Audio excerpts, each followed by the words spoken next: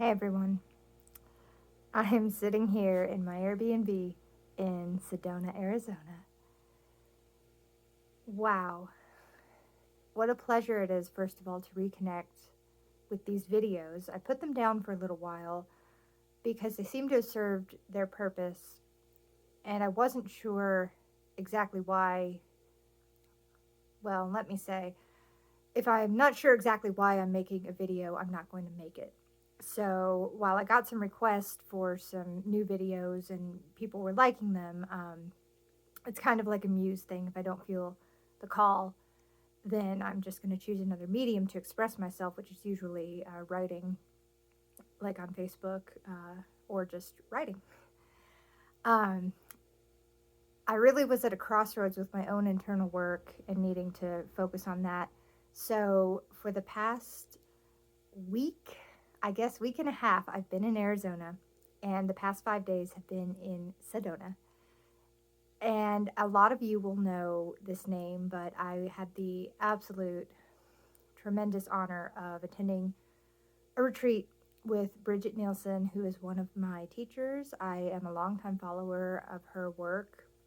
I thought about it and told people at the retreat it's been probably 7 or 8 years that since I found Bridget's work. And in that time, when I first found it, I was just stepping in fully as an adult to my power, to who I am, to the possibilities, and to the understanding that life is certainly a matrix, that life is fraught with many realities. And I didn't have words, I didn't have concepts, so I just consumed as much as I can, or as I could.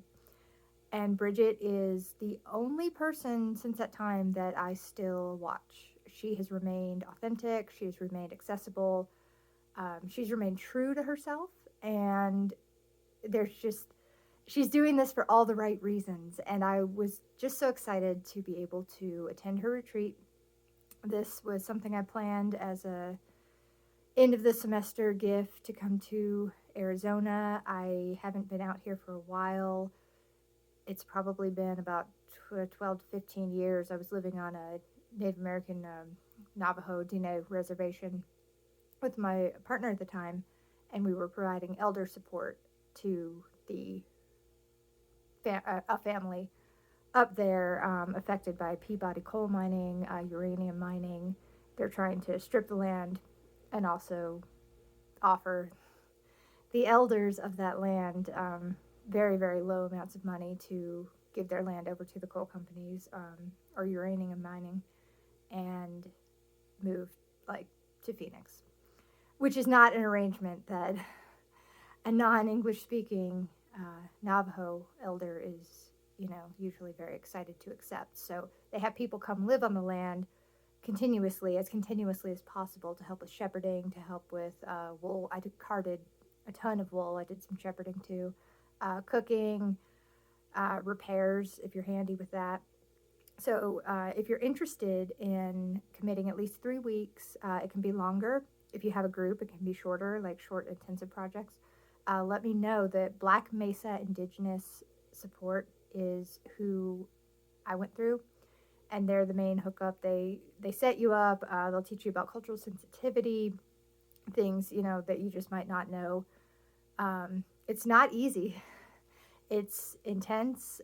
If you have limitations, just consider that. Physical limitations. There's no running water. There's no electricity. Very rarely do you see that. And it's hot. It's dry. All of that, but it's incredibly rewarding if you're able to do that. You will be helping tremendously, since most of their families have had to move into cities and they no longer have a traditional structure. So anyway, that just kind of came out. Being out here has stirred up a lot of memories. I wanted to tell you mostly about the retreat. For 3 days, 4 days, I guess, we've hiked every day. Bridget and her father, Kirk Nielsen, they were heading up this retreat, hosting it for us. There's a retreat house And I took an Airbnb in town, but there were about 18 people, 18 of us from all over, and just a big mixed group of people, but high vibe, tuned in, tapped in, turned on people. Uh, I'm still processing the end of the retreat. It ended today, and I was actually really sad because I love my life in Kentucky, but I rarely feel seen. It's been a challenge to be seen for who I am, and I have a part in that, and that I need to be more visible and more open with my words and not try to dance around subjects just to avoid being questioned. I'm a shaman. I was born this way. It took a long time to understand who I was, what I was, how to use what I was. But this retreat was not just, getting together of like-minded people. This was a soul mission retreat. So why did my soul choose this time, this body, this situation to incarnate? What is my mission, and am I A, aware, and B, fulfilling that mission? It's often harder than we think to know our mission, but I think we all discovered that we do know what our mission is, and it's a matter of believing it and believing in ourselves and undoing quite a bit of social programming that tells us this is impossible. People just love, I don't know if you've noticed in your life, people love to tell you that something is impossible, something won't happen, something that's crazy, people just seem to love to naysay, and I don't know why. I can't fathom telling somebody that sounds pretty crazy, or that doesn't sound, like, it's not my place. And who am I to limit somebody else's reality? In doing so, I limit my reality. Um, I hope you're enjoying the sea of color that this Airbnb is. It's a wonderful place. I couldn't have picked a better place. And, sometimes that's a luck of the draw, but really I felt guided here. Anyway, this retreat. I'd never been to Sedona before, not to Sedona City. Every morning we gathered for breakfast. We ate a lot of vegan, organic food that Bridget cooked for us, and you could, there's a cliche to say you could taste the love, but you could really taste the intent. You could taste the higher content of nutrition, and you feel different after you eat that food, because you can go into, a store and buy vegan food, but you don't feel the same. And working in a restaurant, I try to be very conscious of that and what I'm putting into the food and the intent, and it can be hard in a matrixy kind of place where you get stressed and negative easily. So we would eat, we would hike, did like 3 4 hour hikes every single day to increasingly difficult, spots. So we had been training at altitude. We swam in the river, or creek, large creek. We swam in Oak Creek. It was freezing. It was amazing. Every single hike, there were people who felt like they couldn't do this. They couldn't go that high. They couldn't jump in that water. They couldn't manage. They couldn't maintain. And there were just tears of joy, at the end when people realized they had done that. But we weren't just hiking. Kirk told us many stories about himself, sitting 4 days in the desert, no food, no water, just one bush for shade, for the purpose of finding his medicine.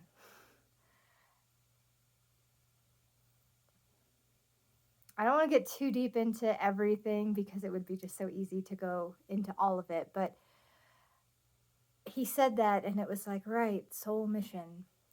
What is your medicine? What do you bring to your tribe, group, village, people, however, whatever word you want to use that's, appropriate for your situation?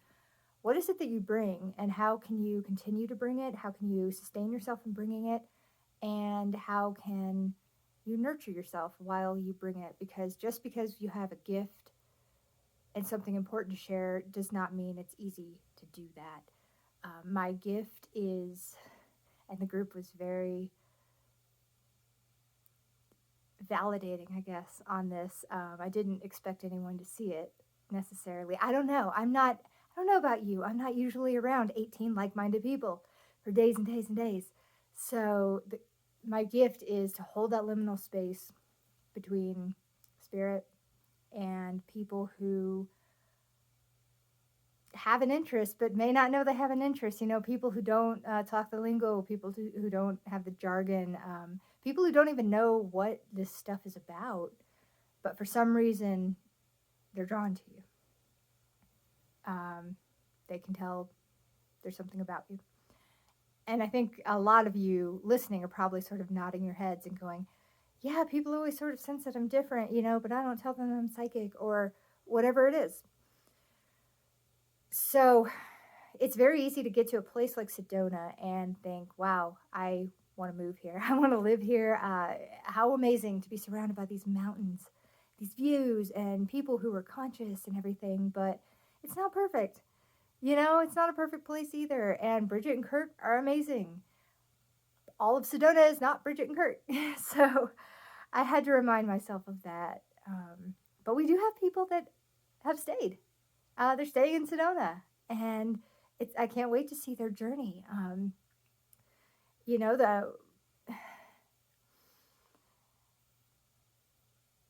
It's hard to be a shaman in the city, and that's why I started making these videos, to help people navigate. You don't have to be a shaman to use these videos. You don't have to adhere to any spirituality in name necessarily, but it is very good to know how to alchemize. It's very good to know how to look at a dumpster as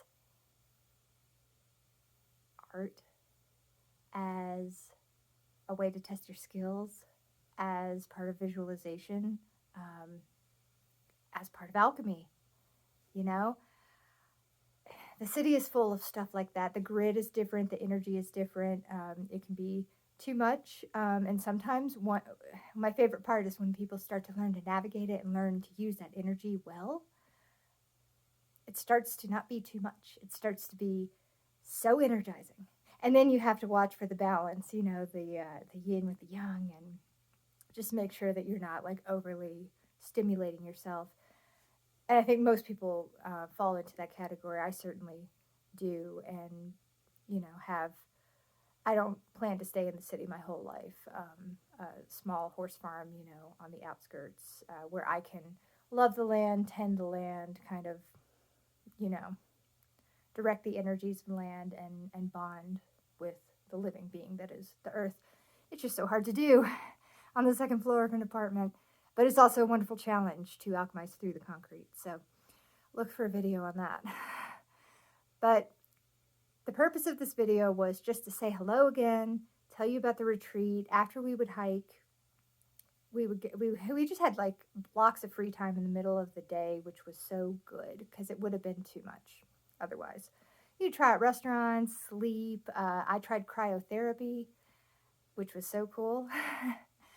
And just see what Sedona has to offer. And then we would have dinner together, or go out with each other. And then we would have like an evening circle, do art, tell each other, last night we did our experiences of each other. How did you experience me? Not what are your blocks? What do you need to work on? What's some inauthentic like crap to blow up your ass? It's not like that, but in a very authentic way. My experience of you was this. Your experience of me was that. And it's fascinating and wonderful. And to hear what people experience you as. And then it's also equally wonderful to sit there and just watch like the love volley around the room as people talk about their experience with one another. So I'm having things I want to work on. I'm having things I'm very proud of. And I'll be in Sedona for a couple more days. I look like I'm drowning in color here. Just wanted to make this video because while it was the end of the retreat, it's not the end of the work. And I think my next video will be about ET contact on the top of the mesa that we hiked to in the dark. Yeah. That was a good night. All right, so look for that. I hope everyone's doing well, and look for more videos because I'm energized to continue to be the light for myself, if nobody else, you know. It ends up like that, you know. You really don't know who's going to see these videos, but it feels good to make them, so I'm gonna keep making them. All right, good night.